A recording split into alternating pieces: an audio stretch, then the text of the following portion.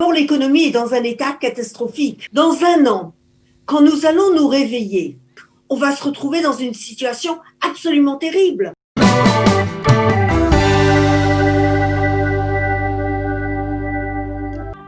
Professeur Élise Brézis de l'Université de Bar-Ilan. Bonjour Boker Tov. Bonjour. Merci d'être avec nous ce matin. Nous voulions avoir votre appréciation des mesures qui ont été prises aujourd'hui, ces derniers jours, pour sortir de cette crise, de ce second confinement. Avez-vous le sentiment que l'on est en train de répéter les erreurs de la première sortie de crise, ou on est bien plus prudent qu'en avril dernier ? Tout à fait, on est en train de refaire les mêmes erreurs et on les fait à un moment où le taux de personnes malades est plus élevé, et on le fait alors qu'on est au courant de ce qu'il faudrait faire et on ne le fait pas. Alors pourquoi on ne le fait pas ? Bien parce que tout c'est une question en Israël, on ne sait pas exactement comment faire les choses de façon sérieuse. Ce qu'il faudrait faire, c'est très simple, puisque les jardins d'enfants commencent, eh bien, vous obligez toutes les personnes travaillant dans les jardins d'enfants à faire un test. Et les enfants, vous en testez 1 sur 4. Dans chaque ville, actuellement, on peut se permettre de faire ça. Et surtout que les villes rouges ne devraient pas être impliquées, alors qu'évidemment, pour des raisons politiques, on a ouvert un peu partout. Si on le faisait, et on a actuellement des résultats en moins de 24 heures, on aurait très bien pu décider qu'aujourd'hui, on n'ouvre rien. Aujourd'hui, tout le monde fait les tests. Et demain, quand vous rentrez dans le jardin d'enfants, vous montrez votre test. Et de la même manière, on pourra donc aussi ouvrir les écoles, classes, les petites classes. Et donc là, ça aurait permis vraiment à l'économie de recommencer. Mais la façon dont on le fait, où de toute façon les villes rouges, elles vont commencer à étudier, tous les enfants vont étudier. Dans les villes vertes, on va faire très attention à ne pas rouvrir encore les magasins, mais uniquement les jardins d'enfants. Non seulement c'est mal fait, mais ça n'a aucun sens. Alors, attendez, je voudrais qu'on fasse une distinction entre les villes rouges. On va reparler des villes rouges parce que c'est effectivement un cas à part. Mais vous êtes en train d'expliquer qu'il y a des mesures qui auraient pu être prises pour limiter, on va dire, les risques de contamination dans les jardins d'enfants, dans les classes de maternelle. Et ça n'a pas été fait. Pourquoi, finalement, il y a un homme comme le professeur Gamzou qui, je suppose qu'il a dû déjà entendre une telle recommandation. Pourquoi il ne la fait pas ? Quel est le problème ici ? Mais vous avez le problème de l'organisation en Israël, vous avez le problème qu'il doit s'occuper de questions politiques, il est tout le temps dans le politique, il n'est plus du tout en train de regarder vraiment les problèmes. Regardez, quand vous voyagez, vous êtes obligé de prouver que vous n'êtes pas malade. Donc de ce point de vue-là, vous baissez beaucoup le risque. En plus, là vous vérifiez je ne dis pas de vérifier tous les enfants, d'en vérifier 1 sur 4, 2 fois par semaine, chaque fois c'est un autre, ça coûtera beaucoup moins que de mettre d'un seul coup toute une famille ensuite dans un confinement, parce qu'un des enfants dans le jardin d'enfants va s'avérer dans une semaine être malade. Mmh. Et sans parler du problème des jardinières d'enfants, des gananotes, qui elles aussi elles aussi auraient pu effectivement passer un test systématiquement pour limiter les causes de contamination. Voilà, donc d'abord, vous faites aux jardinières d'enfants parce que c'est très important. Et deuxièmement, celles qui ont un peu peur de revenir travailler n'auront pas peur si vous savez que les enfants eux-mêmes sont testés. D'ailleurs, dans les pays d'Asie où là-bas, tout est fait de façon correcte. C'est très difficile à dire. Pour nous qui venons de la civilisation occidentale, de dire qu'en Asie, ils sont arrivés à battre le virus et que nous, en Europe, dans le monde occidental, parce que ce n'est pas qu'Israël, hein, là, il faut avouer que les pays européens nous prouvent que nous avons un peu la même manière de se tenir, c'est-à-dire on ne comprend pas et on ne fait pas ce qu'il faut faire. Alors, parce que, soyons honnêtes, ouvrir l'économie, d'abord l'économie est dans un état catastrophique. Et actuellement, nous sommes un peu comme dans un cas de... Vous êtes en train de faire disons que vous avez un problème cardiaque actuellement, alors vous ne regardez pas le problème de l'économie, vous regardez votre problème. Dans un an, quand nous allons nous réveiller et regarder le problème économique, on va se retrouver dans une situation absolument terrible. 100 000 compagnies auront fermé cette année. Vous aurez du chômage. Vous avez surtout une très grande dette. Vous aurez la question énorme de comment payer ce déficit gouvernemental. Et ça voudra dire que dans un an, on va se retrouver avec une situation terrible de augmenter les impôts et d'un autre côté, vous aurez une baisse des dépenses gouvernementales et ce sera sur qui? Ce sera surtout sur les pauvres.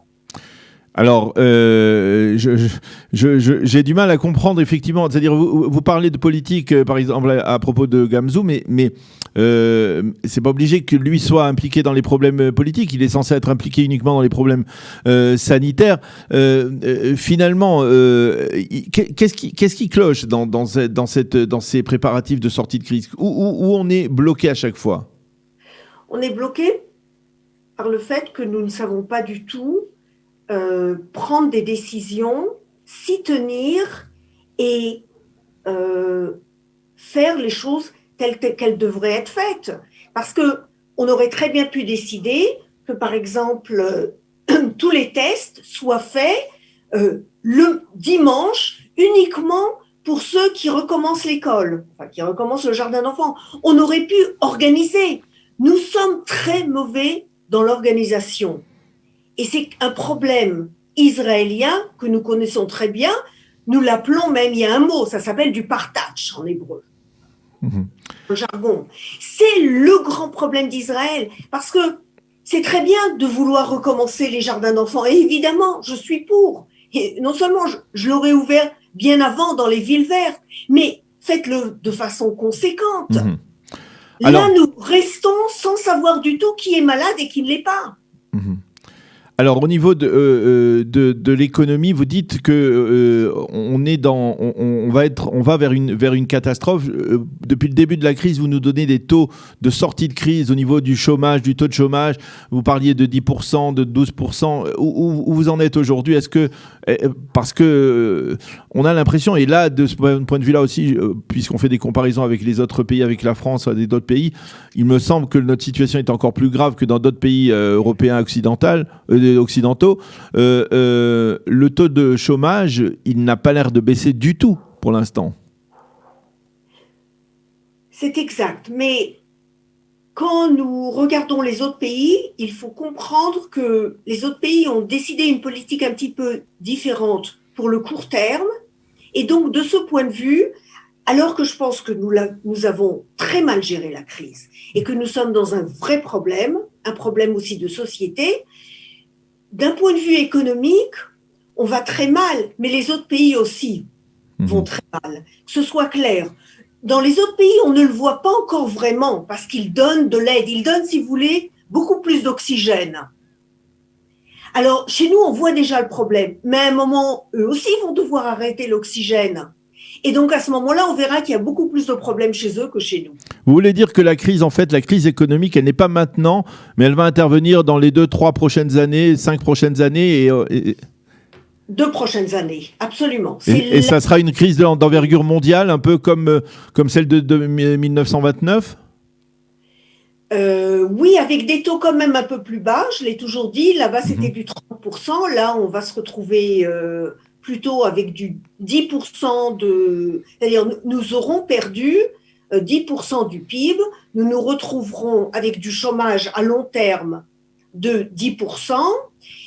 Mais les pays, je ne parle pas des pays asiatiques qui, eux, justement, n'auront pas de crise. Les pays européens et je pense aussi les États-Unis, on va se retrouver. Mais les États-Unis vont peut-être repartir plus rapidement avec un espèce de laisser-faire qu'ils ont plus. Et puis, eux peuvent se permettre un déficit un peu plus élevé en pourcentage qu'un petit pays comme Israël.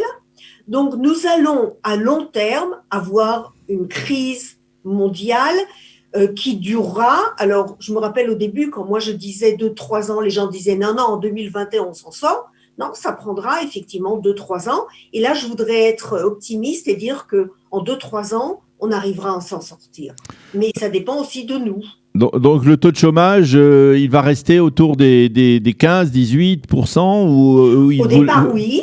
Au départ, oui. Puis il va baisser vers le 10%. C'est-à-dire, je m'attends. Et puis, la grande question, c'est effectivement l'incertitude sur le vaccin. Parce que Pfizer peut peut-être commencer à vacciner, si elle reçoit cette possibilité-là, elle peut déjà peut-être commencer le mois prochain. Donc, on a aussi de l'incertitude sur le vaccin. Mais à partir du moment où il y aura un vaccin, tous les chiffres catastrophiques pourront baisser dans leur catastrophe. Mais vous savez, un magasin qui a fermé restera fermé. Et on s'attend à 100 000 compagnies qui vont fermer. Alors, je voudrais revenir maintenant sur les villes rouges. On a dit parce que c'est quand même un point à part. Et bien entendu, on n'est pas là pour juger un public, le public orthodoxe ou un autre public, que ce soit le public arabe, israélien ou d'autres publics. Mais comment, au niveau de la sortie de crise de ces villes rouges, comment vous pensez qu'on peut sortir de cette situation dans des villes où on va dire, qui sont déjà des villes, au départ des villes pauvres sur le plan économique, mais qui ont un mode de vie totalement différent de l'ensemble de la population? Écoutez, le monde arabe, les villes arabes ont aussi une façon de vivre complètement différente, mais les maires ont décidé qu'ils allaient jouer le jeu, et vous avez la raison de la baisse de la quantité de gens malades vient en fait des villes arabes. On a décidé là-bas d'arrêter ces espèces de alors c'est une civilisation où le mariage devient quelque chose de extrêmement important. Attendez, on peut se marier aussi avec 10 personnes. On peut se marier à la rabbanoute. Nous connaissons tellement de gens qui sont mariés et heureux, et nous connaissons tellement de gens qui ont fait des mariages avec 1000 personnes et qui ont divorcé un an après. Oui. Alors, on joue là sur quelque chose, à nouveau, c'est du politique. C'est Derry qui veut montrer son pouvoir. C'est tout. Le grand problème, nous avons un problème de management, et là-dessus j'en ai parlé. Alors là, c'est le partage israélien. Donc, déjà dans les villes vertes, c'est très mal fait. Mais les villes rouges, ne croyez pas que c'est une question de mode de vie ou de religion.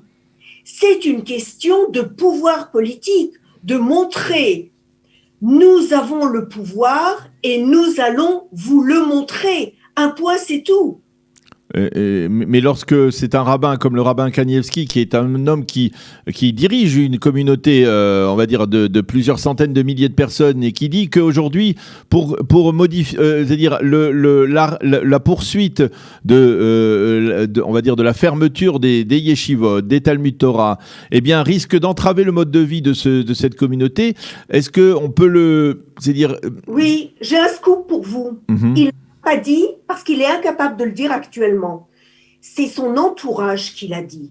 Vous avez là actuellement une guerre, une guerre de pouvoir à l'intérieur du monde Haredi entre lui et un autre rabbin qui lui vient d'annoncer ce matin qu'il ne fallait pas retourner à l'école.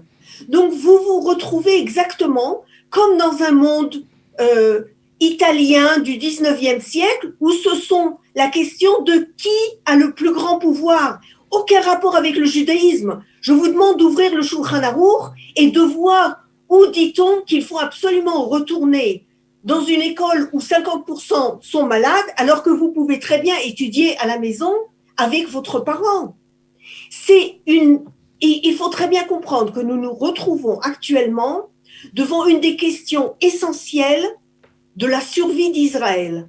Va-t-on pouvoir mettre toutes ces différentes tribus à vivre ensemble alors qu'elles ont des vues très différentes, ou va-t-on actuellement être scindés parce que dans le monde Haredi, vous avez de terribles questions politiques qui est plus fort. Montrez-moi montrez-moi actuellement que le Rav Kanievski, aujourd'hui, a dit d'aller d'aller étudier. Il n'en est pas capable, il est extrêmement malade. Il faut comprendre que tout est un jeu de pouvoir. Et c'est, en tant que personne croyante et qui s'intéresse au judaïsme, c'est presque terrible de dire que le judaïsme, qui a des telles valeurs importantes, se retrouve actuellement dans une question même s'il est vrai, Élise, que on va dire durant toute cette crise, ces dernières semaines, ces derniers mois, on a vu d'autres parties de la population israélienne aussi faire comme bon lui semblait d'une certaine manière, pas obligatoirement respecter comme il le fallait les mesures. On a beaucoup fait des comparaisons avec les manifestations. Alors c'est vrai, les manifestations c'est à l'extérieur, mais il y a d'autres rassemblements. C'est-à-dire parfois on a le sentiment de poids de mesure concernant le monde orthodoxe, et le monde orthodoxe d'une certaine manière aussi lui-même il peut peut-être parfois se sentir discriminé par rapport à d'autres populations. C'est vrai que la crise est une crise très profonde de groupes différents qui chacun ressent qu'il se trouve discriminé. C'est toujours un peu le problème. Mais il n'y a, de mon point de vue, il n'y a qu'une seule solution. C'est effectivement, il faut changer toute la structure des aides à l'intérieur d'Israël. C'est-à-dire qu'il faut donner, je suis tout à fait d'accord à ce qu'il y ait plus d'autonomie. C'est-à-dire si un groupe pense qu'il veut vivre son judaïsme d'une manière autre que ce que je pense avoir un sens, eh bien, d'un point de vue libéral, je n'ai aucune raison de lui dire faites différemment. Mais dans ces cas-là, je n'ai pas besoin de financer des gens qui ensuite vont jeter des pierres sur les soldats. C'est-à-dire, il faut faire attention de ne pas faire de généralité là-dedans à chaque fois, mais c'est important de... D'accord, on l'a bien compris, on le comprend bien, effectivement, sans faire de généralité, on comprend ce que vous nous avez expliqué à ce sujet. En tout cas, merci, professeur Élise Brézis, de nous avoir expliqué, en tout cas de nous avoir donné ces estimations, surtout sur le plan économique, on va dire pas particulièrement encourageantes, même plutôt inquiétantes. Merci d'avoir été avec nous et d'avoir été aussi clair comme d'habitude. À bientôt et Shavua Tov. Au revoir.